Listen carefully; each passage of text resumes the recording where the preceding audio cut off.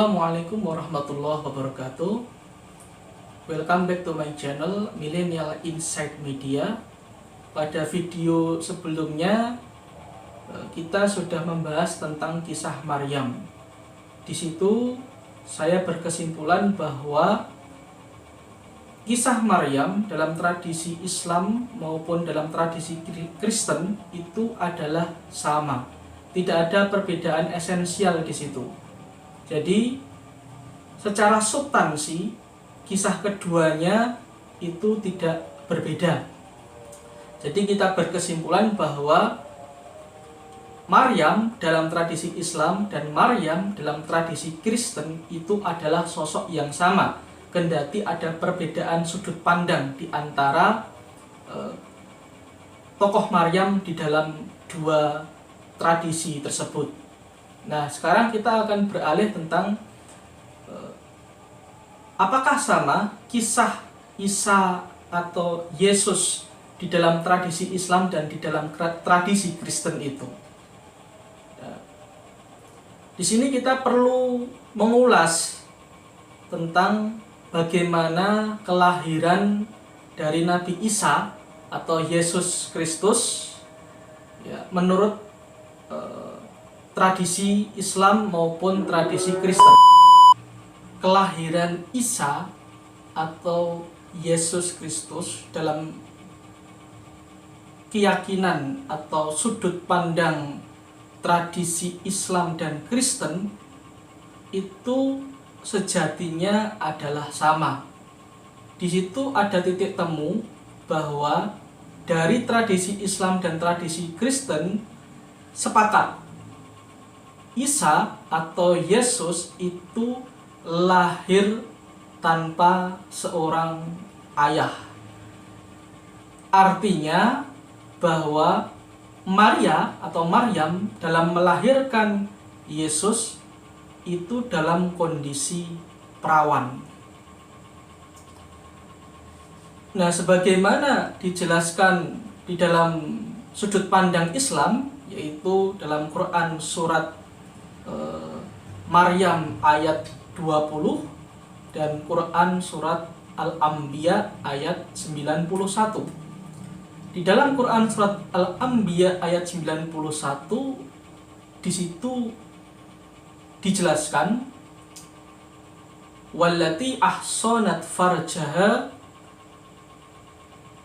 fanafakhna fiha min ruhina wa ja'alnaha wa banaha ayatan lil alamin.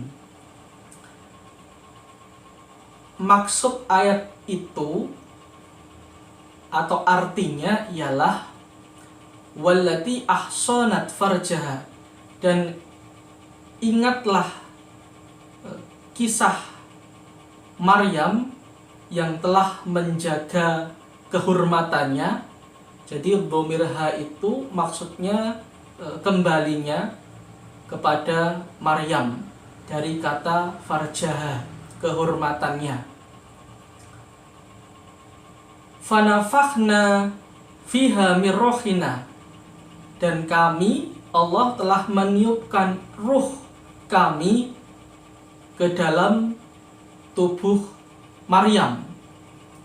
Wa ja'alnaha wa banaha ayatan lil alamin, dan kami telah menjadikan Maryam dan wabanaha, putranya, itu menjadi ayah, yaitu apa? Tanda-tanda lil alamin, bagi seluruh alam semesta. Itu makna letterlet atau literal dari Quran surat Al-Anbiya ayat 91 tentang kisah Maryam yang melahirkan tanpa seorang suami.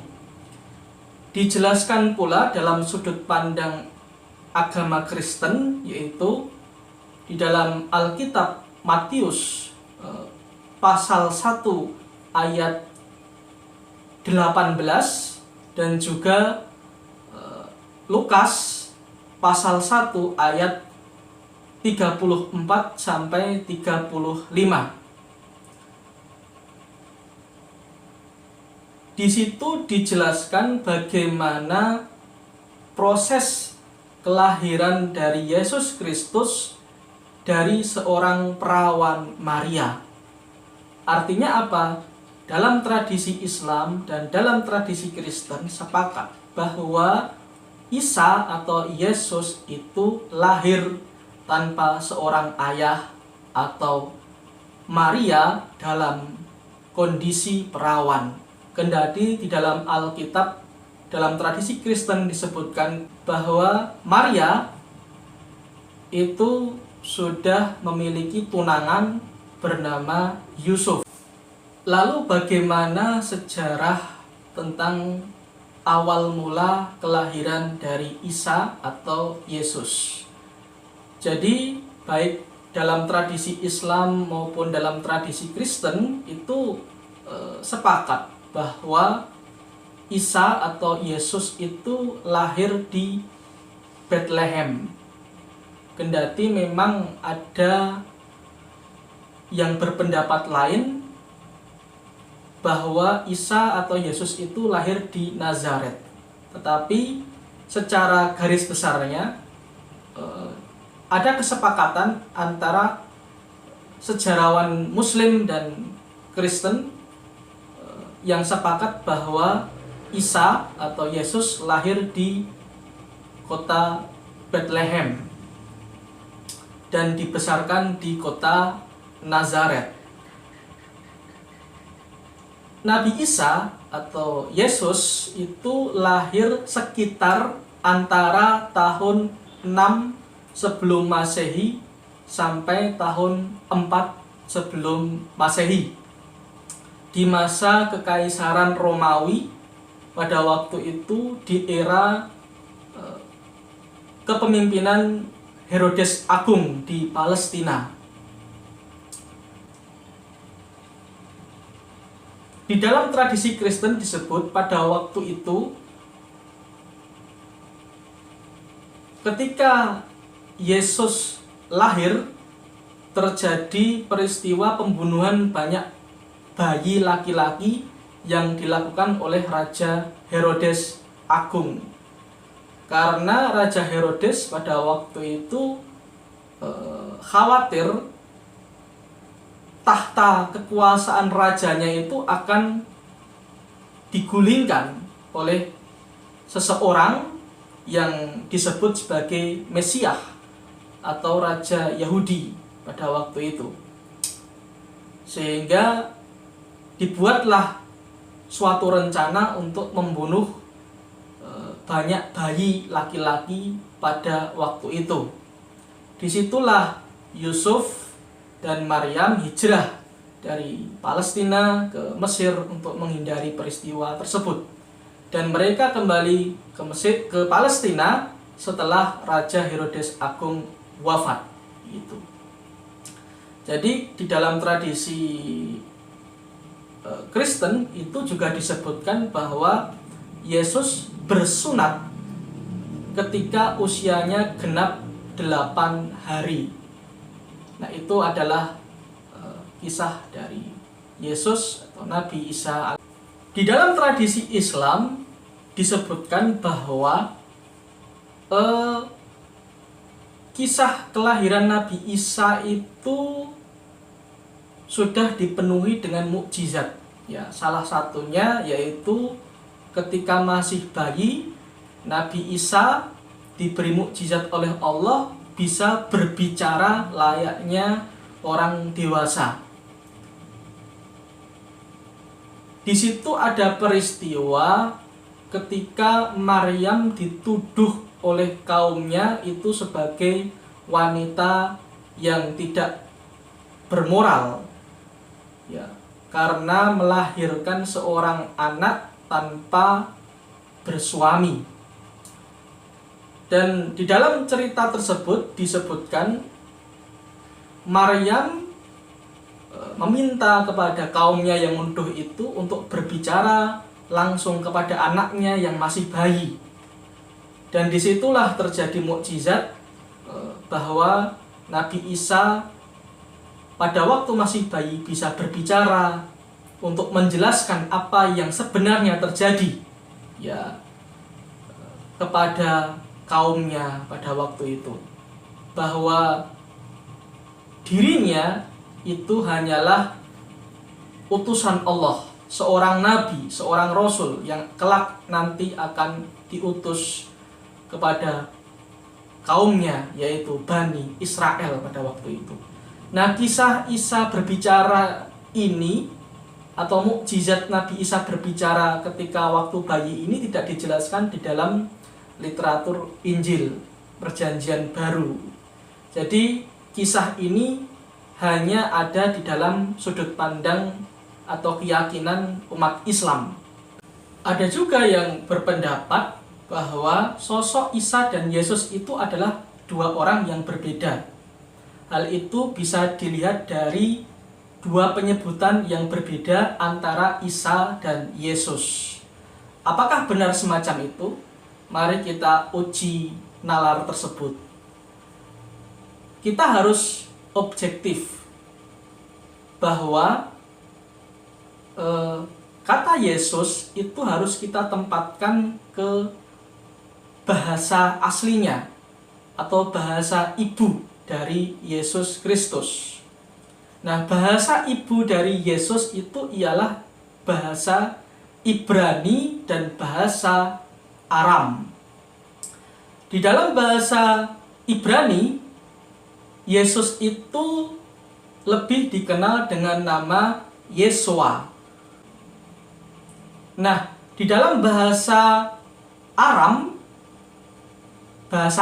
ini adalah bahasa ibu dari Yesus Kristus. Artinya, di dalam kehidupan sehari-hari, Yesus itu menggunakan bahasa Aram, tidak menggunakan bahasa Ibrani. Karena bahasa Ibrani itu lebih banyak digunakan sebagai bahasa liturgi atau peribadatan semata. Nah, di dalam bahasa sehari-hari Yesus atau bahasa ibu dari Yesus, yaitu bahasa Aram, Yesus lebih dikenal dengan nama Yesu. Ya, kita tahu bahwa bahasa Aram itu terbagi menjadi dua, yaitu bahasa Aram Barat dan bahasa Aram Timur. Nah, Yesus tinggal di provinsi Galilea, di kota Nazaret. Nah, Galilea itu berada di utara Palestina. Bahasa sehari-hari dari orang-orang Galilea itu ialah bahasa Aram Barat. Nah, maka di dalam bahasa Aram Barat itu Yeshua lebih dikenal dengan nama Yesu. Sedangkan di dalam bahasa Aram Timur, nama Yeshua atau Yesu dalam bahasa Aram Barat itu lebih dikenal dengan nama Eso. Ketika nama Yeshua itu diserap ke dalam bahasa Yunani, maka kata Yeshua itu berubah menjadi Yesus. Mengapa demikian? Nah, kita tahu di dalam abjad huruf Yunani itu tidak ada kata Y atau Yod. Nah, di situ kan dalam abjad huruf Yunani itu ada alfa, beta, gamma, delta, epsilon, zeta, eta, theta, iota, kappa, mu, dan lain sebagainya. Di situ tidak ada huruf Y atau Yod. Maka kata Yeshua dalam bahasa Ibrani itu berubah dari huruf Y menggunakan abjad dalam huruf Yunani yaitu iota. Jadilah nama itu berubah dari Yesua menjadi Yesus. Nah, di situ ada tambahan huruf S. Nah, kenapa ada tambahan huruf S? Karena kita tahu bahwa bahasa Yunani itu ada perubahan kata benda dan kata kerja. Jadi kata benda Yesua ketika diserap dalam bahasa Yunani lalu berubah menjadi Yesus, maka di situ huruf S itu sebagai tambahan menunjukkan kata benda maskulin atau laki-laki. Dan dalam perspektif bahasa Yunani, tambahan S atau kata benda tersebut menunjukkan bahwa seorang laki-laki tersebut adalah orang yang terhormat. Begitu. Jadi kita bisa memahami lebih detail lagi ketika nama Yesua dalam bahasa Ibrani itu diserap ke dalam bahasa Yunani, berubahlah nama itu menjadi Yesus. Ya. Lalu dari bahasa Yunani itu diterjemahkan ke dalam bahasa Inggris. Jadilah kata itu berubah menjadi nama yang sering kita kenal saat ini dalam bahasa Inggris, yaitu Jesus atau Jesus. Nah, kita kembali ke dalam bahasa Aram. Nah, di dalam bahasa Aram, seperti yang sudah saya katakan tadi, itu terbagi menjadi dua, yaitu dialek Aram Barat yang digunakan oleh Yesus, karena Yesus tinggal di Galilea.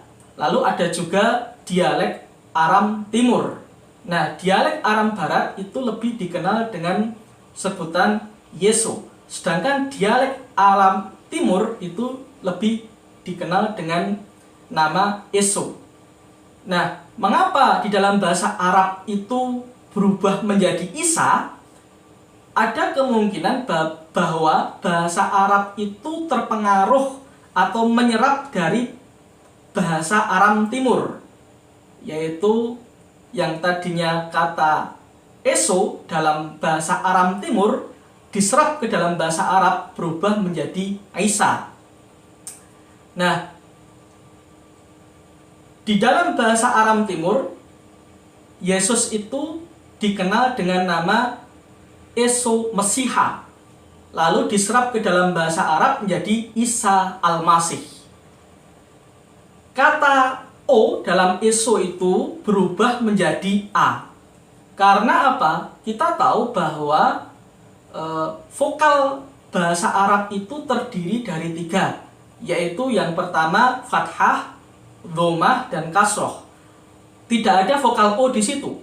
Maka kata Eso dalam bahasa Aram Timur begitu diserap ke dalam bahasa Arab, lalu berubah kata itu dari kata Eso menjadi Isa.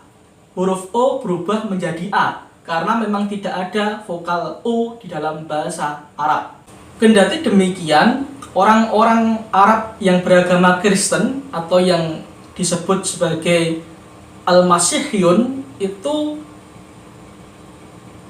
tidak menggunakan nama Isa Al-Masih dalam menyebut Yesus, tetapi mereka lebih menggunakan sebutan atau istilah, yaitu Yashu Al-Masih, ya. Tidak dengan menggunakan kata Isa Al-Masih. Nah, itulah asal-usul dari nama Yesus. Dan kita tahu dari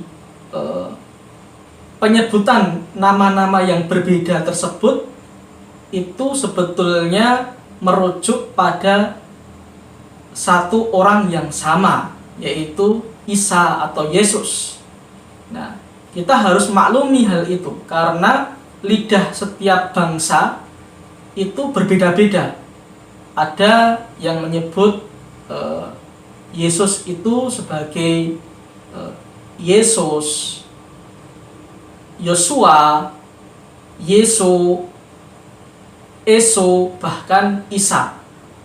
Nah, tetapi kita harus menyadari bahwa di balik penyebutan nama-nama yang berbeda tersebut itu sebetulnya merujuk kepada orang yang sama, begitu. Kata Isa atau Yesus itu memiliki arti atau makna yang sama, yaitu Tuhan menyelamatkan atau Allah menyelamatkan. Makanya Isa dalam perspektif bahasa Arab dimaknai sebagai keselamatan, begitu. Nah, sedangkan Nabi Isa itu diberi gelar Al-Masih. Nah, Al-Masih itu berasal dari kata masaha, artinya mengusap. Begitu juga dengan Yesus. Yesus diberi gelar Kristus. Nah, makna Kristus dan Al-Masih itu memiliki arti yang sama, yaitu yang diurapi, yaitu diolesi minyak bagi orang-orang tertentu yang nantinya akan diangkat sebagai seorang raja. Misalnya Raja Saul atau Raja Daud yang diurapi. Nah, jadi pengertian antara Mesias dalam tradisi Yahudi, Kristus dalam tradisi Kristen, dan Al-Masih dalam tradisi Islam itu memiliki arti yang sama. Masalahnya, orang-orang Yahudi sendiri menolak Yesus itu sebagai Mesias atau Mesiah. Orang-orang Yahudi berpendapat bahwa Yesus hanyalah seorang rabi, bukan sebagai yang dianggap Mesias. Jadi mereka berkesimpulan bahwa Yesus adalah Mesias palsu. Karena menurut pandangan orang Yahudi, makna Mesias itu ialah orang yang suatu saat nanti akan datang sebagai wakil Tuhan untuk menyelamatkan umat manusia, khususnya Yahudi. Itu makna Mesias. Dan pada saat itu mereka berkeyakinan bahwa masa Mesias itu belum datang atau belum hadir, begitu. Jadi mereka menolak klaim Yesus sebagai Mesias atau juru selamat. Sementara umat Kristen sendiri mengklaim bahwa Yesus ialah Mesias yang sesungguhnya atau Kristus dalam bahasa Yunani, sebagai juru selamat mereka. Jadi kalau kita melihat dari asal katanya, Mesias, Kristus maupun Al-Masih itu sama, yaitu yang diurapi atau yang diusap. Hanya memang secara teologi itu ada perbedaan antara pandangan Yahudi dengan Kristen, begitu. Ya, umat Yahudi menganggap Mesias itu belum datang, karena belum saatnya Mesias itu datang. Sedangkan umat Kristen meyakini bahwa juru selamat atau Kristus itu sudah datang, yaitu Yesus itu sendiri. Sedangkan secara teologi bagi umat Islam, Al-Masih itu berasal dari kata masaha, yamsahu, mashan, artinya yang mengusap, yang mengurap, begitu. Jadi dalam sudut pandang Islam, Isa Al-Masih disebut demikian karena Nabi Isa mempunyai mukjizat, yaitu mengusap. Dalam sejarah dicontohkan bahwa mukjizat itu datang kepada Nabi Isa hanya dengan cara mengusap.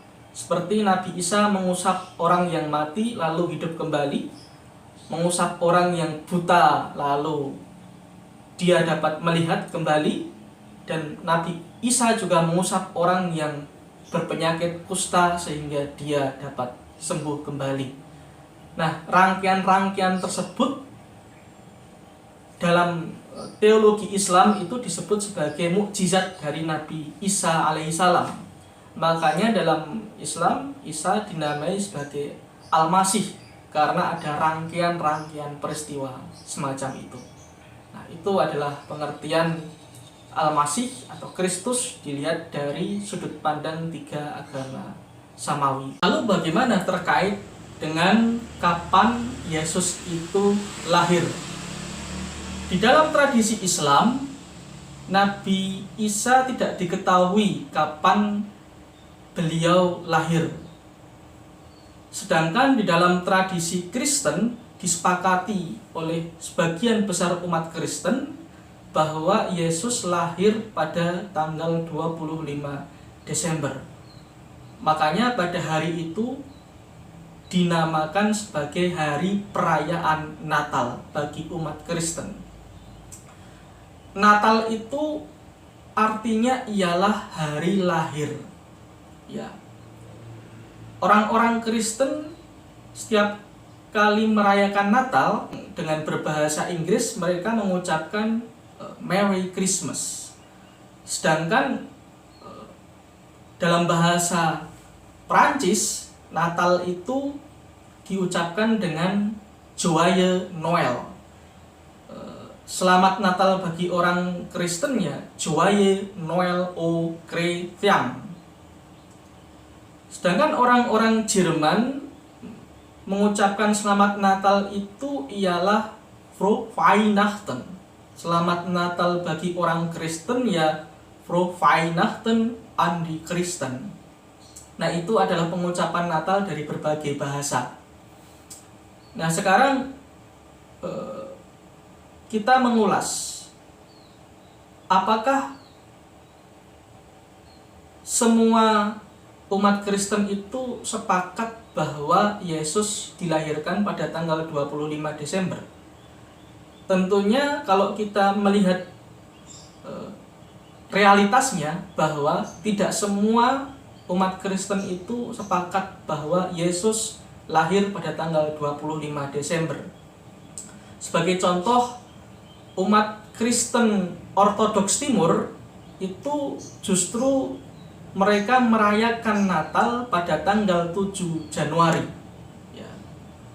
Itu adalah sebagian kecil dari perbedaan umat Kristen ya, terkait tentang perayaan Natal. Nah, sedangkan peristiwa Natal itu sendiri kan pertama kali dirayakan pada tahun 221 Masehi oleh Julius Africanus. Ya. Namun ada juga ilmuwan yang memiliki teori bahwa sebetulnya perayaan Natal itu mengandung unsur mitologis di dalamnya. Artinya apa? Bahwa perayaan Natal itu tidak bisa dilepaskan dari unsur-unsur paganisme di dalamnya. Nah, ada yang berpendapat bahwa perayaan Natal tanggal 25 Desember itu dipengaruhi oleh perayaan Saturnalia, di mana pada waktu itu Kekaisaran Romawi merayakan perayaan Saturnalia sebagai penghormatan terhadap dewa pertanian yang disebut sebagai dewa Saturnus. Perayaan ini dirayakan pada pertengahan bulan Desember, ya, sekitar tanggal 17 sampai 25 Desember. Maka dari itu Kaisar Konstantin I, Kaisar Romawi pada waktu itu menyarankan agar perayaan Natal itu diperingati pada tanggal 25 Desember. Hal itu disepakati oleh Julius I pada waktu itu, ya, yang bersepakat perayaan Natal ditetapkan pada tanggal 25 Desember. Yang pertama kali tahun 350 Masehi. Ada juga teori lain yang berpendapat bahwa perayaan Natal itu juga dipengaruhi oleh kultus Natalis Sol Invictus. Jadi kultus perayaan lahirnya dewa matahari yang tidak terkalahkan. Ada teolog Jerman yang berpendapat seperti itu. Dia bernama Ernest Jablonski yang mengatakan bahwa perayaan Natal itu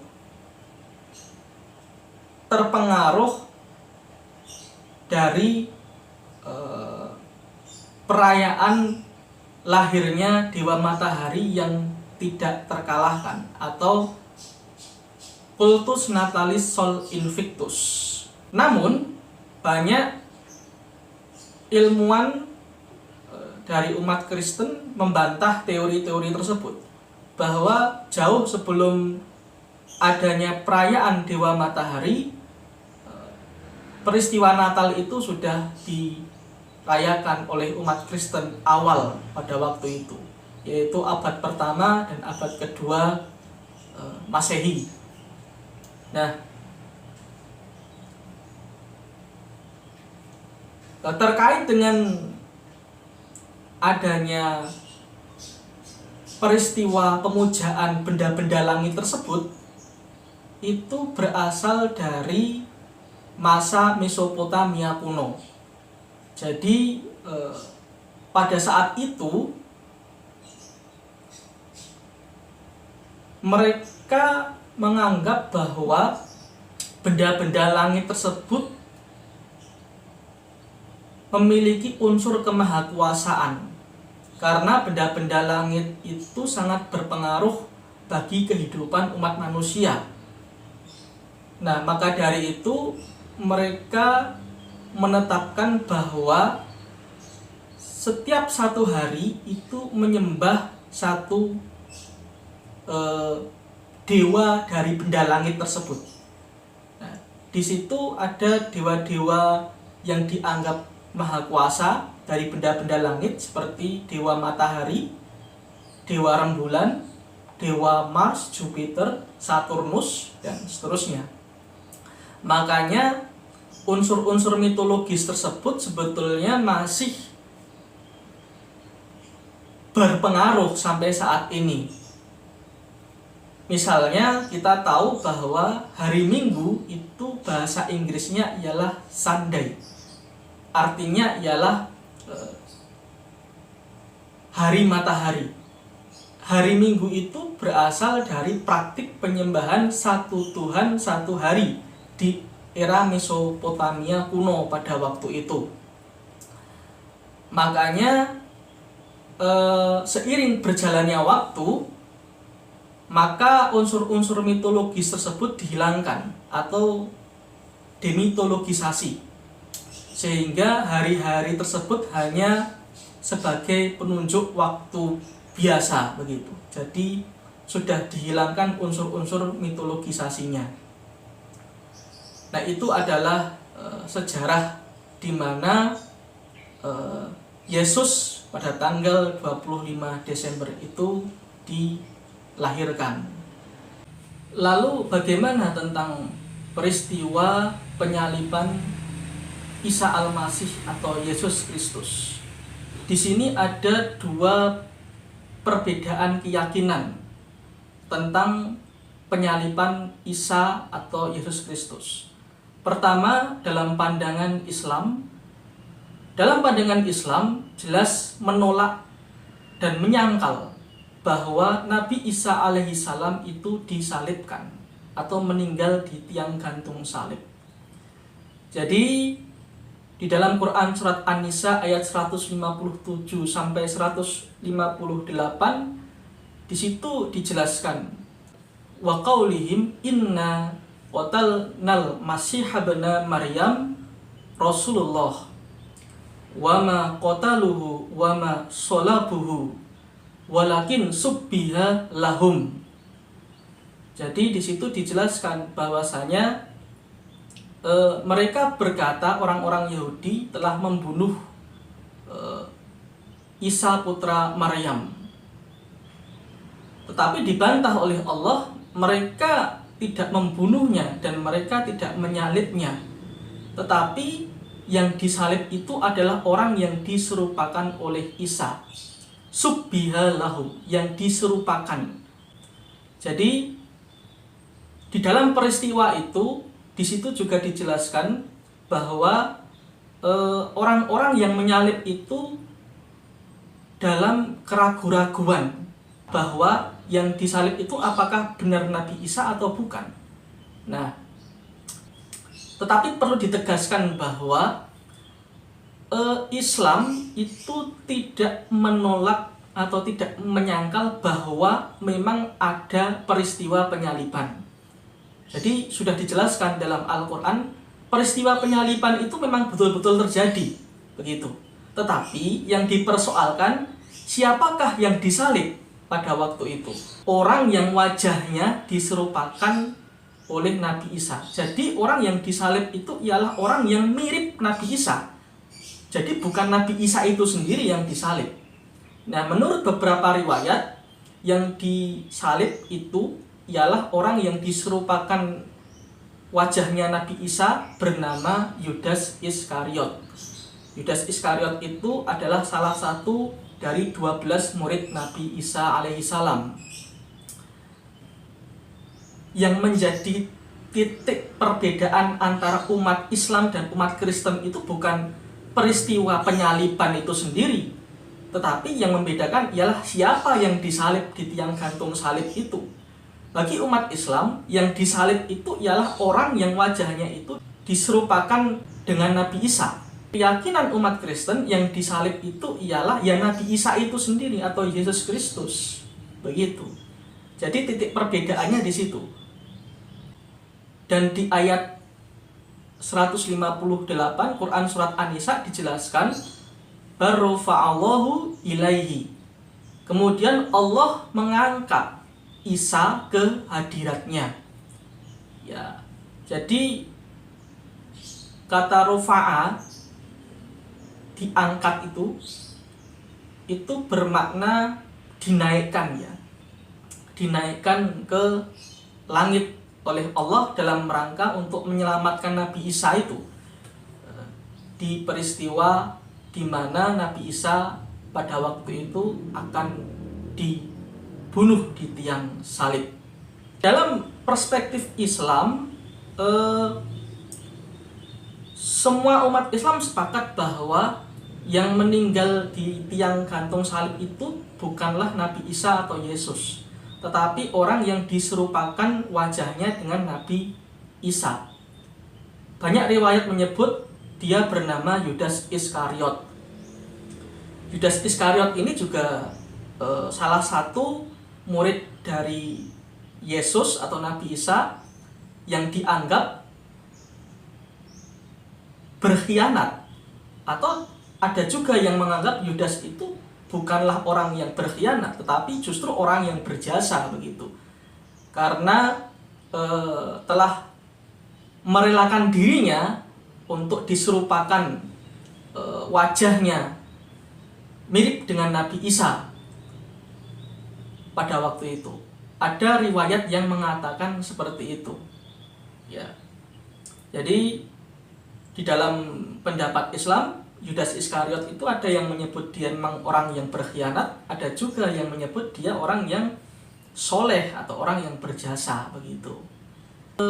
Menurut pendapat mayoritas ulama, Nabi Isa itu setelah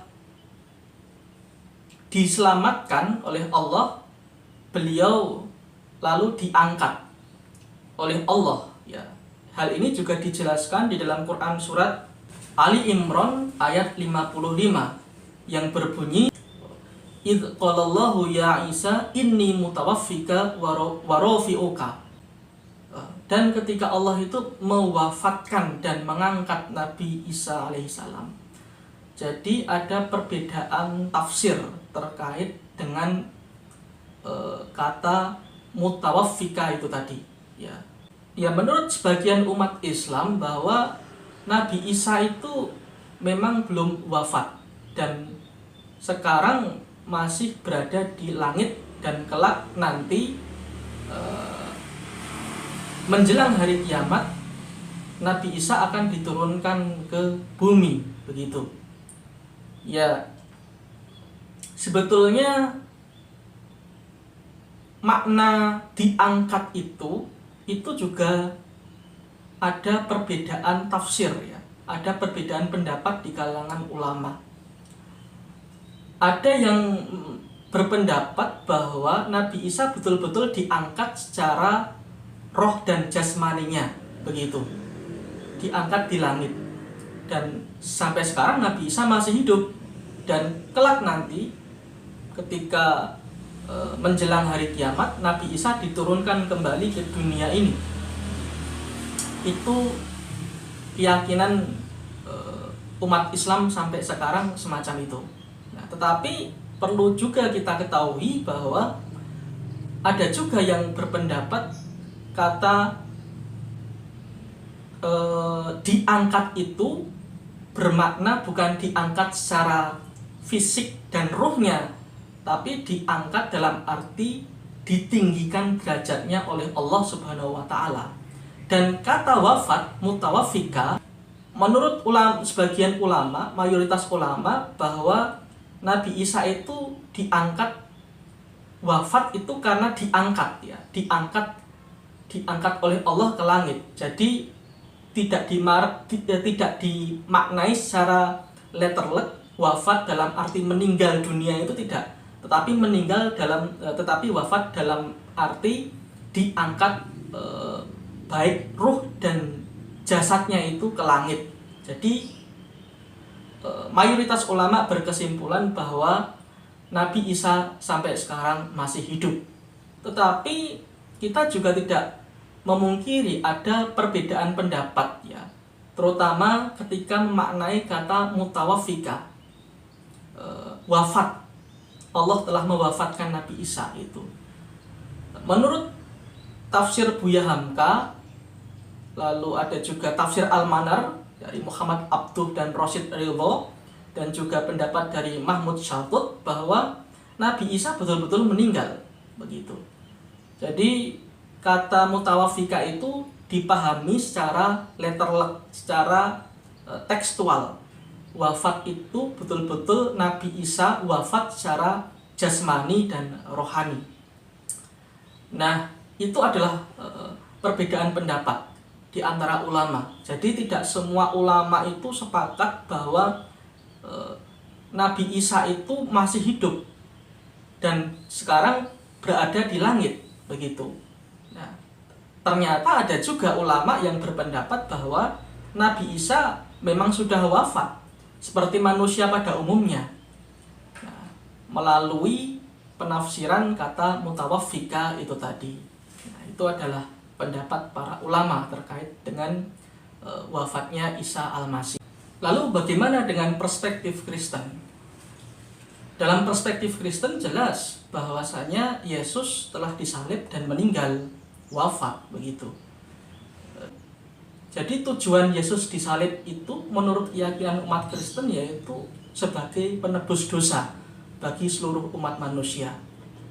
Dan kalau memang tujuannya itu sebagai penebus dosa, tentunya salah satu murid Yesus yang bernama Yudas Iskariot tidak tepat kalau dianggap sebagai pengkhianat, begitu. Karena bagaimanapun Yudas ya termasuk salah satu murid yang berjasa karena telah menyerahkan Yesus kepada pemuka agama Yahudi. Yesus itu disalib pada abad pertama Masehi atau sekitar tahun 30 sampai 33 Masehi. Jadi yang memerintahkan Yesus itu ialah Pontius Pilatus.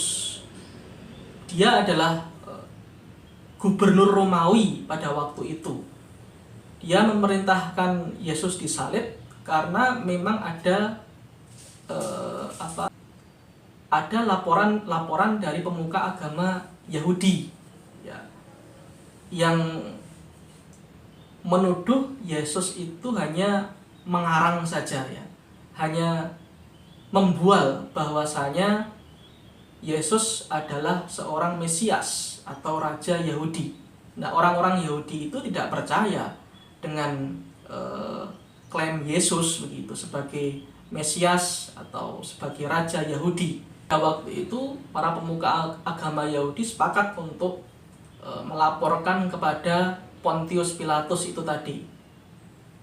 Jadi yang menyalibkan Yesus itu ialah tentara Romawi dari kerajaan Romawi pada era gubernur Pontius Pilatus atas laporan dari pemuka agama Yahudi begitu.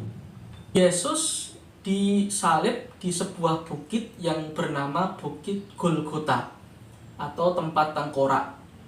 Nah, jalan yang dilalui Yesus untuk menuju tiang salib itu disebut Via Dolorosa, yaitu jalan salib atau jalan kesengsaraan gitu. Nah, yang jadi pertanyaan, kenapa murid-murid Yesus pada waktu itu justru malah meninggalkan Yesus begitu? Dan menurut kisah yang menyaksikan peristiwa penyaliban Yesus itu salah satunya ya ibundanya Yesus, Maria. Ada juga yang bernama Yohanes, anak Zebedus. Tetapi bukan Yohanes sang pembaptis atau Nabi Yahya, tidak. Ini dibedakan antara Yohanes anak Zebedus dan Yohanes sang pembaptis atau dalam tradisi Islam disebut Nabi Yahya alaihissalam. Di dalam kitab Perjanjian Baru sendiri, peristiwa penyaliban Yesus itu diceritakan di dalam Injil Yohanes pasal 20 ayat 25, juga Injil Markus pasal 15 ayat 25, dan juga Injil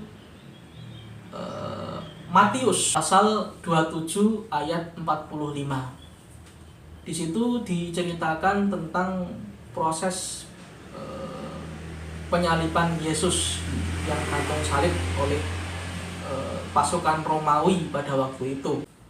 Jadi itu adalah kisah penyaliban Yesus dalam dua tradisi agama, yaitu Islam dan Kristen.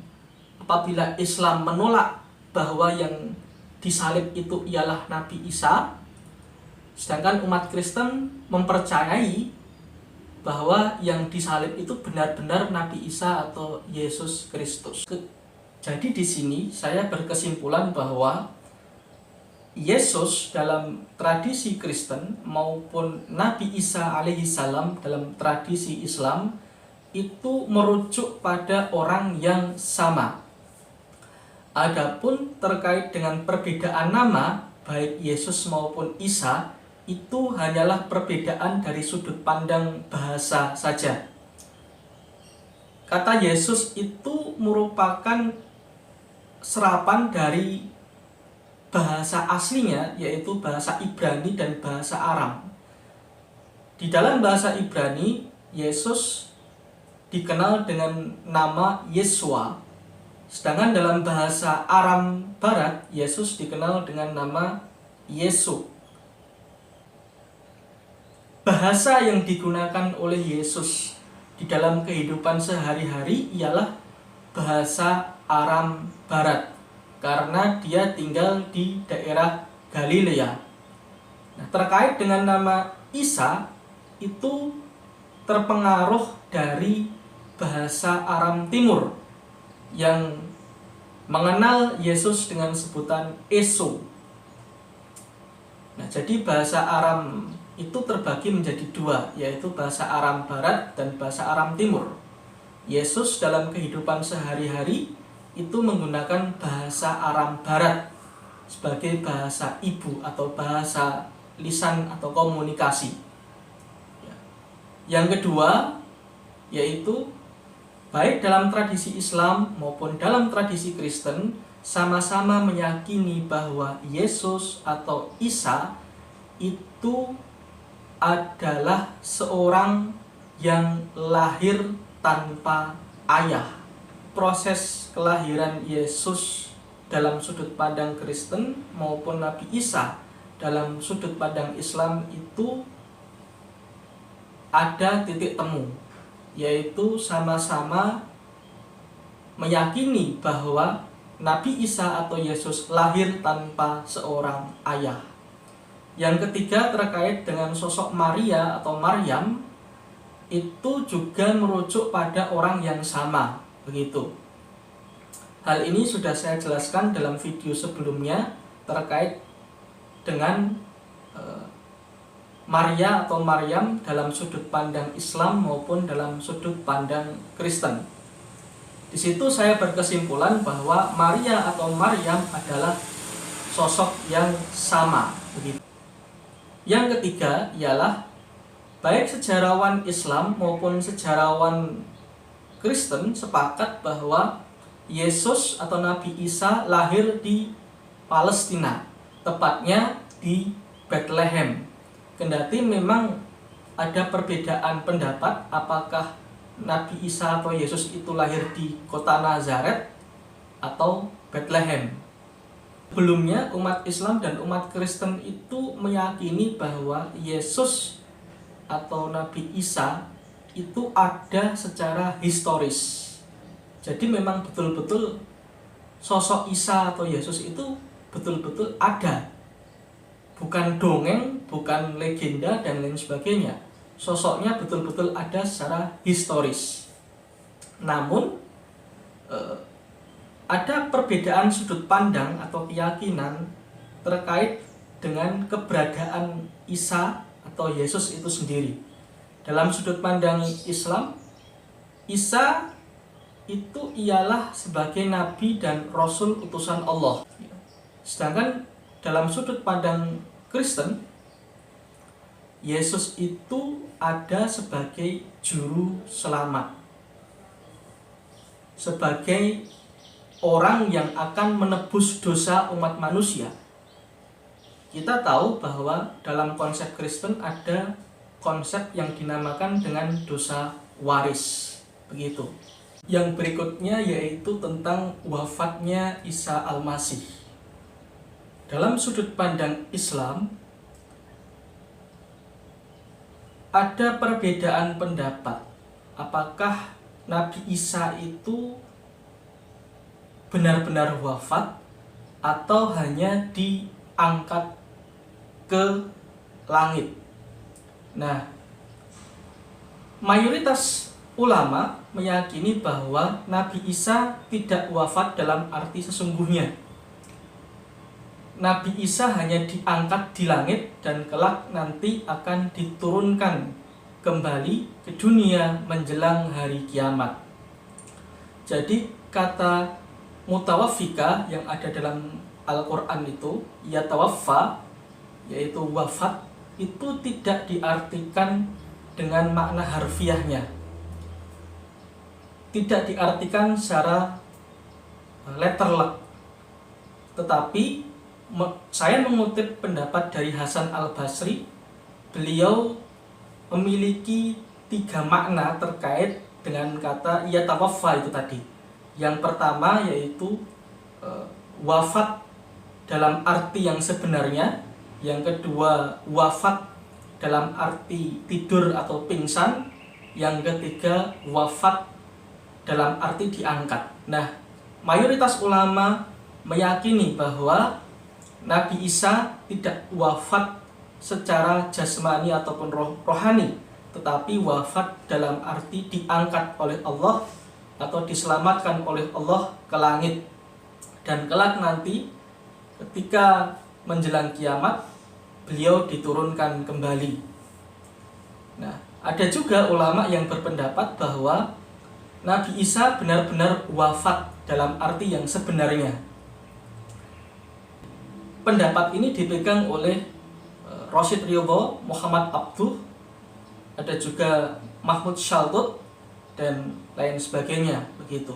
Jadi Nabi Isa itu wafat dalam arti alami atau normal seperti manusia pada umumnya. Nah, itu pandangan dari umat Islam terkait kata mutawafika itu tadi, ya tawafa atau wafat begitu. Nah, di dalam sudut pandang Kristen, Yesus atau Nabi Isa itu benar-benar wafat. Jadi setelah proses penyaliban, Yesus benar-benar wafat dan lalu dikuburkan, dan menurut keyakinan mereka Yesus bangkit setelah 3 hari dikubur dan diangkat ke langit setelah 40 hari. Perbedaan fundamental antara umat Islam dan umat Kristen itu ialah pada proses penyaliban. Apakah yang disalib itu benar-benar Yesus atau bukan? Dalam sudut pandang Islam, yang disalib itu bukanlah Yesus, tetapi seseorang yang wajahnya diserupakan mirip dengan Nabi Isa atau Yesus. Di dalam kisah-kisah yang kita kenal, orang yang diserupakan wajahnya itu ialah bernama Yudas Iskariot. Yudas Iskariot itu salah satu dari sahabat Nabi Isa atau Yesus. Ada yang menyebut Yudas Iskariot itu ialah sahabat yang berkhianat kepada Yesus. Ada pula yang menyebut sebaliknya. Beliau adalah orang yang setia dan taat kepada Yesus. Nah, jadi peristiwa penyaliban itu benar-benar peristiwa yang faktual, yang benar-benar terjadi pada waktu itu. Islam dan Kristen tidak menyangkal adanya peristiwa penyaliban tersebut. Hanya yang membedakan antara Islam dan Kristen ialah dalam konsep teologi, siapa yang disalib di tiang gantung salib pada waktu itu. Menurut Islam itu bukanlah Yesus atau Isa, tetapi orang yang diserupakan dengan Isa. Tetapi menurut ajaran Kristen, yang disalib itu benar-benar Yesus sebagai penebus dosa umat manusia. Kita tahu bahwa Yesus turun ke dunia ini untuk menjadi seorang Mesias atau Kristus, penebus dosa, juru selamat, untuk menebus dosa umat manusia, di mana di dalam Kristen itu kita kenal sebagai konsep dosa waris. Peristiwa penyaliban itu merupakan peristiwa historis, ya.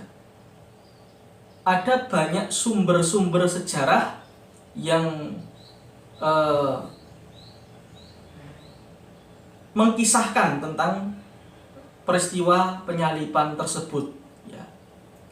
Tetapi dalam sudut pandang Islam, peristiwa penyaliban itu adalah peristiwa yang benar terjadi, tetapi bukanlah suatu hal yang harus diyakini sebagai sebuah konsep teologi di dalam agama. Berbeda dengan umat Kristen. Umat Kristen itu meyakini penyaliban itu sebagai konsep teologi, gitu.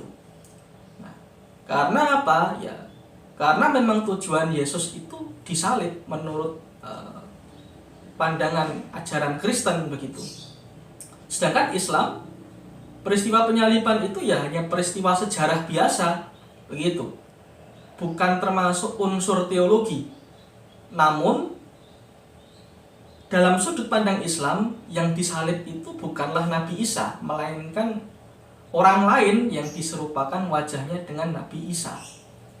Nah, kita tahu di dalam sumber-sumber sejarah kuno pada waktu itu juga berbicara tentang proses penyaliban itu. Ya, misal sejarawan Romawi bernama Tacitus juga berbicara atau mengkisahkan tentang peristiwa penyaliban itu.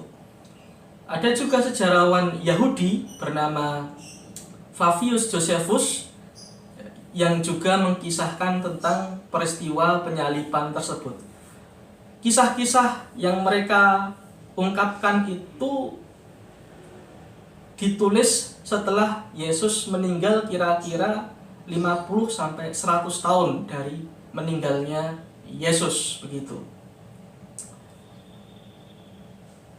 Nah, kalau kita berbicara masalah sumber sejarah, ya sumber tertulis ada yang menulis tentang terkait tentang penyaliban Yesus itu tadi.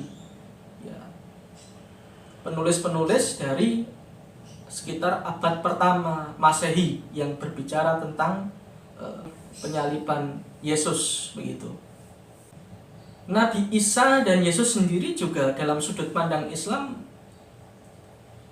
memiliki murid berjumlah 12 orang. Mereka disebut Al-Hawariyun. Isa dan Yesus dalam sudut pandang Islam sama-sama meninggal di tahun 30-33 Masehi. Nah, itulah kira-kira sudut pandang atau perspektif Islam dan Kristen terkait dengan sosok Isa atau Yesus itu sendiri. Jadi di sini saya berkesimpulan bahwa Islam dan Kristen meyakini bahwa Yesus atau Isa itu ialah pribadi yang sama, sosok yang sama, orang yang sama. Namun yang membedakan di antara keduanya itu ialah pada sudut pandang keyakinan atau konsep teologinya. Kalau Islam memandang bahwa Nabi Isa atau Yesus itu hanyalah sebagai nabi dan rasul utusan Allah yang membawa kitab Injil dan memiliki pengikut yaitu di kalangan Bani Israel pada waktu itu, di dalam konsep Kristen Isa atau Yesus itu ialah seorang juru selamat, ya, seorang yang memang bertujuan untuk menebus dosa seluruh umat manusia melalui proses penyaliban. Dan disitulah mereka menganggap bahwa Isa atau Yesus itu adalah salah satu dari oknum Trinitas atau salah satu dari yang tiga. Jadi Yesus dalam pandangan Kristen itu ialah bagian dari konsep Trinitas itu sendiri, atau oknum dari konsep Tritunggal yang diyakini di dalam teologi umat Kristen. Jadi dalam konsep teologi Kristen itu kan mereka percaya dengan konsep Trinitas. Jadi dalam Trinitas itu ada tiga oknum di situ. Yang pertama yaitu Tuhan Bapa atau Allah, yang kedua Yesus, yang ketiga ialah Roh Kudus. Ketiga-tiganya adalah menjadi satu kesatuan, walaupun memiliki unsur yang berbeda, tetapi ketiganya adalah satu kesatuan atau Tritunggal itu tadi. Ya, itulah perbedaan antara konsep teologi umat Islam dan umat Kristen.